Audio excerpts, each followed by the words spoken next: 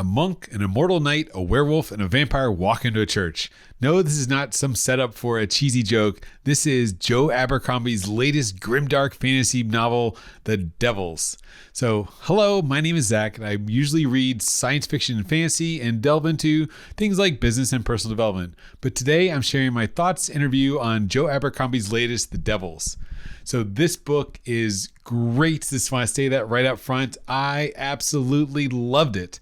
I had a great time. I finished it last night. I finished it in about a week. It's a rather lengthy book. And I will say, as someone who actually didn't really enjoy The Blade itself, I've only read the first book of the First Law trilogy. I didn't see the hype of The Blade itself. It was good. Obviously, it's well written. The characters are interesting.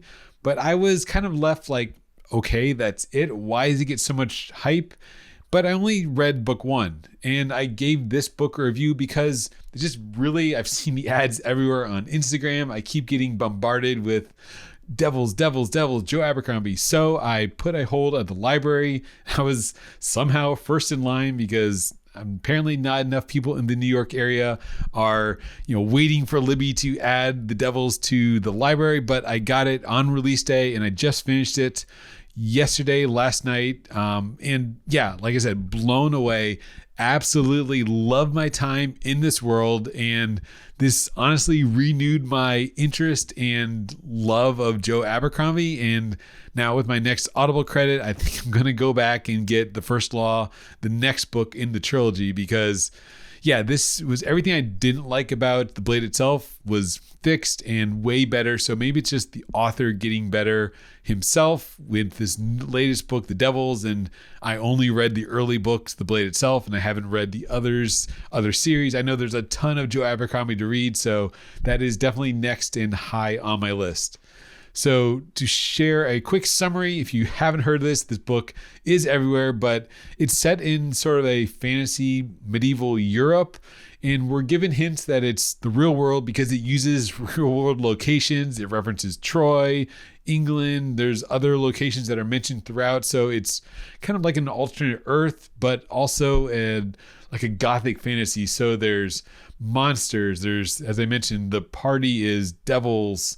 It's like the Suicide Squad. So the party is werewolves, a vampire, a monk, a priest, probably forget an elf. This is crazy party, and the easiest way to describe it is like the Suicide Squad. So in this world, again, crazy. I love it. I'm probably going to gush about it, but elves are kind of the baddies, the bad people. So it's like dark elves, if you've read those in other series, that the elves conquer cities and they eat people. And the Holy Church is actively waging a war against the elves. That's kind of like the big plot in the background that we're set up in this world that, again, we're kind of thrust into this dark and gritty world in the middle of wars. It's been war torn through the monsters running around everywhere, but also this war against the elves that the church is waging. So in this next kind of phase of what's happening politically is that they discover a kind of lost princess, and the only way to get her from where she currently is to the seat of power in Troy is kind of an escort mission. So that sets up the book that this group of, they use like the term that in order to fight devils, you have to be devils. I think this is like almost a reference to Suicide Squad, but they need monsters to fight monsters. So the only way to get her safely and from the assassins and the monsters on the way is to assemble this team, kind of like the Suicide Squad, where they're kind of bound to protect this princess, this undiscovered princess. And they're bound by, like in Suicide Squad, where they had like the suicide devices, but they're bound magically by the Pope, and they have to work together and accomplish their mission because of this papal binding. So lots of cool stuff. And I'm going to try my best not to spoil too much, but the Pope was amazing. The binding itself is so cool and interesting. And the character that works with binding is the necromancer, who is, Balthazar is easily my favorite character of the book. I loved him. He is, one of the main POVs that we see throughout the story. But all the characters were great. Vega, the werewolf, was hilarious, lovable. Sunny the elf, also a favorite. I think they're all my favorite. It's really hard to pick just one. Yakov, the immortal cursed knight, amazing. The Baron, the vampire, also amazing. All the characters, Brother Diaz, they're all just so great. The characters are so well written.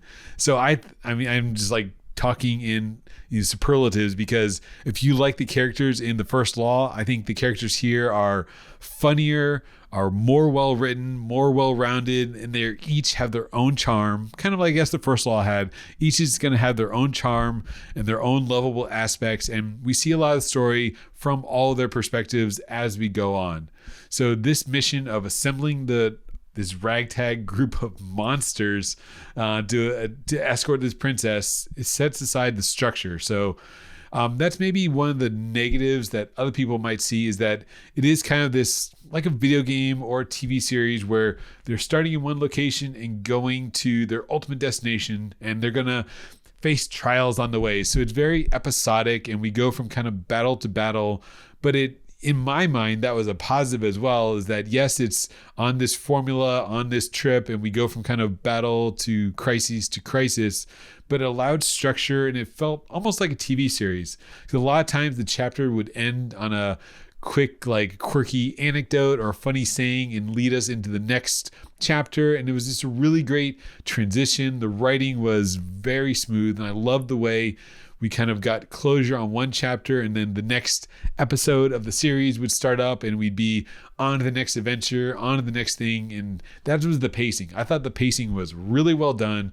It sucks you in from like chapter 3. So the first maybe 2 chapters establish kind of where we are, what's happening with the church.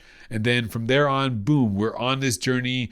We start learning about the characters. Things are happening nonstop, whether it's high action or just kind of intrigue and things. Yeah, the characters are all doing funny things are doing. There's really not a moment that's like you let go. It kept me hooked. I was reading this every chance I got.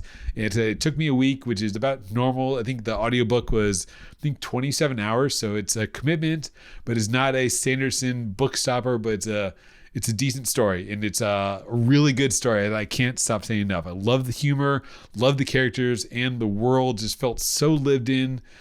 So I guess on point for Abercrombie. It was very dark.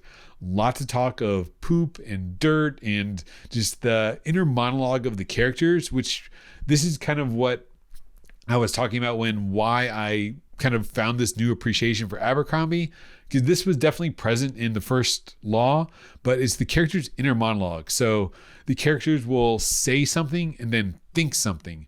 And that think something is usually what we don't get in like lofty fantasy series, where the hero is talking all high and mighty, but then the inner monologue is they're thinking the exact opposite, or they're thinking just how bad things are. And we get those true feelings. And that's, I think, what made the characters feel so real and so lovable, was when they would say one thing and then immediately we'd hear their thoughts of what the inner monologue was, of how they're just sick of the situation or how crazy everything is. And yeah, that's what makes me want to now go back and read the rest of the First Laws, because while it was there in the Blade itself, I didn't really appreciate it enough maybe at the time, or just the pacing of the Blade itself.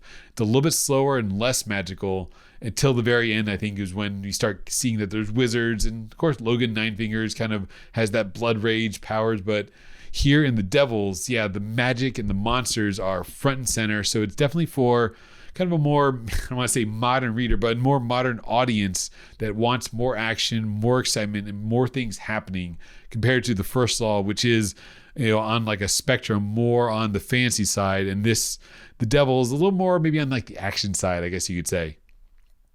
So that's what I loved. Very few I didn't like. And I think I would easily recommend this to anyone that is even remotely interested in fantasy. Only caveat maybe that it's a little crude. There's a lot of talk about poop, because that's just the nature of things. Or they'll be riding a horse in the rain and then complain how things start chafing because they're riding in the rain, or how dirty things are, or just how real the world is.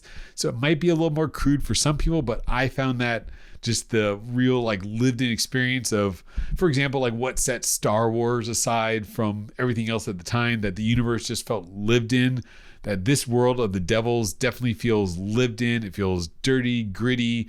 These people, and not just the heroes, monsters, but everyone is striving. They're in the middle of this war against the elves, and we're just getting started. So the book ends on a great note. We kind of resolve the first arc. We're given some revelations towards the end of kind of larger plot points that are going on, and I'm pretty sure, unless I'm misremembering, this is the first in a new series, so we are going to continue the adventure, because at the end, sort of a spoiler, but yeah, we're given this new characters and that the adventure continues at the end, and I just cannot wait for the next book to come out.